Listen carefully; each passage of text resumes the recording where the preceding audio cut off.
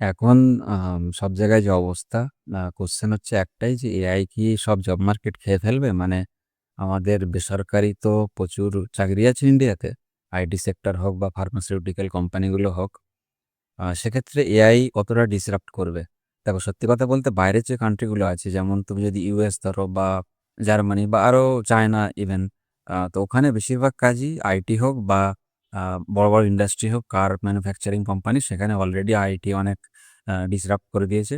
কিন্তু ইন্ডিয়ার একটা ব্যাপার হলো যেগুলো খুব রিপিটেটিভ জব, যেমন আইটি সেক্টরে অনেক কিছু জব আছে না যেগুলো জাস্ট রিপিটেটিভ হয় অনেক ক্ষেত্রে সেটা অটোমেশন আ রিপ্লেস করে দেবে।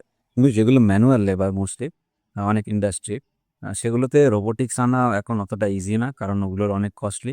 কারণ ইন্ডিয়াতে তুমি একটা মানুষকে পুরো বছরে যদি ৪,০০,০০০ দাও ইজিলি সে হায়ার হয়ে যাবে। কারণ মানুষের এখানে অভাব নেই।